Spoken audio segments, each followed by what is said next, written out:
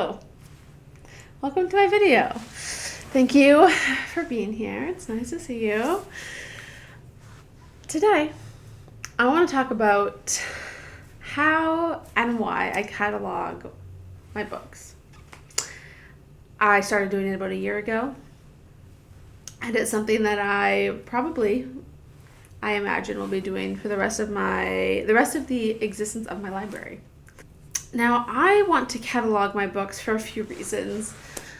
One, I have dreams of a beautiful, large, delicious library. Okay? Right now, my library, it's larger than most, is the truth. Larger than most people's in my life. But she's just going to continue to grow. And I want a way to keep track of it, to organize it. And I'm always looking for new ways to interact with my books, become more familiar with them, enjoy them more. And doing this, going through all of them again, I think I did about last year. I went through every single one of my books and cataloged it.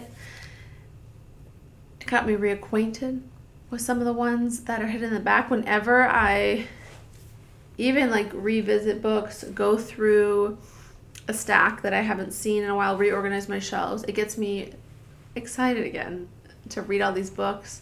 Reminds me of volumes that I may have forgotten about or just haven't thought about in a while.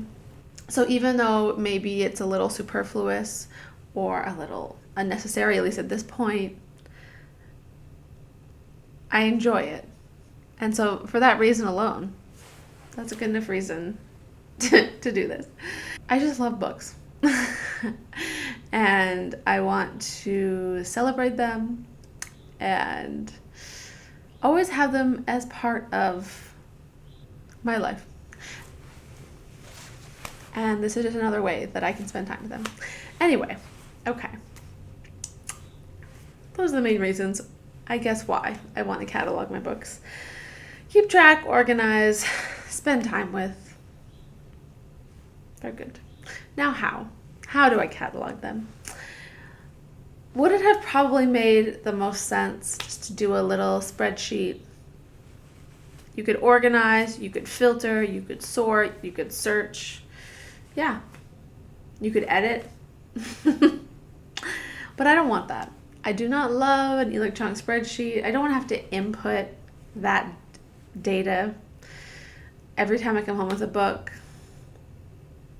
You know what? Maybe one point we'll go electronic. Maybe one day I will. But right now we are analog in our system. And this is her. Okay, this box is my current library catalog. Okay.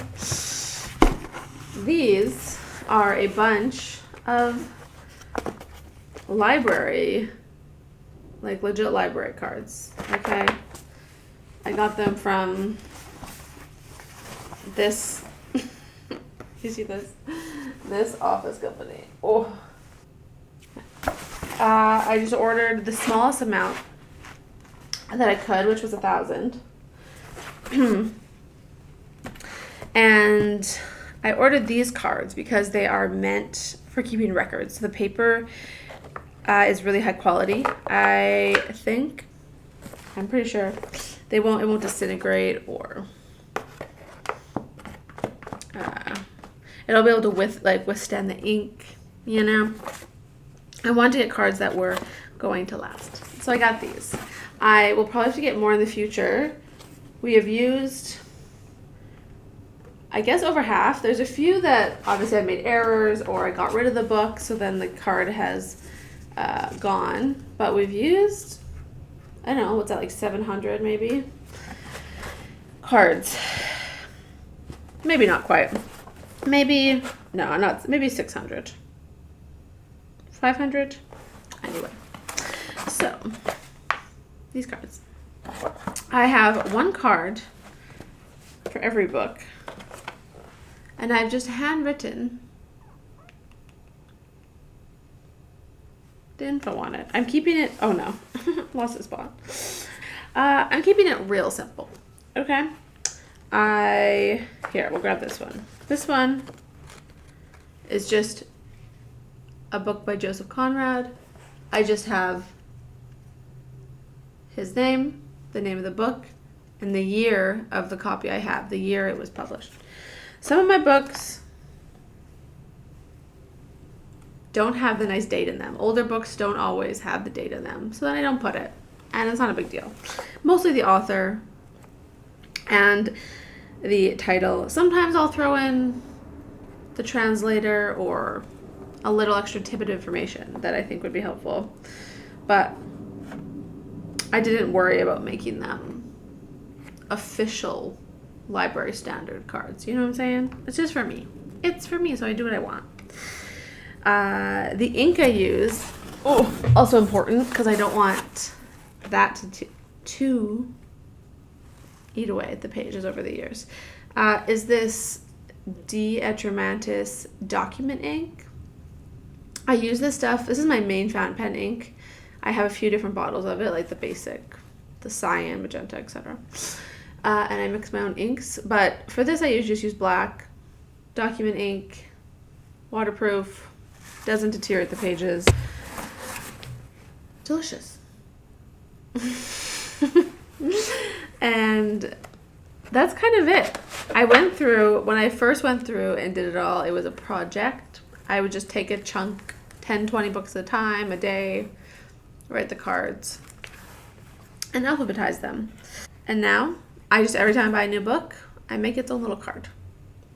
And that's it. Is it kind of extra? Maybe. Do I love it? Yes. I have a couple of new books here that I've picked up. The Iliad, which I'm reading with my book club next month, and this collection of writings by Orwell, because the Literary Life podcast very soon is doing one of his essays, and it's in this volume. So I grabbed that. And I'm going to go show you how I make my little cards. It's real simple. Okay? Come with me. So I just take my index card and I grab my pen that's full of the D. Atramantis ink. And I start by writing the author at the top. And then I indent a little and I write the name of the work. And after I write the name of the work, sometimes I add a little extra information if I think it is very important. This one happens to be one of those. So I included the translator. And this is Lattimore's translation, which I've heard good things about. Will let you know. So I'm writing that out. And then after that, the last thing I put on is the date. And I thought about including the date of the work, like when the work was written. But I've decided just to write the date of the version I have, of the edition I have. And this one was published in 2011. There she is in her glory.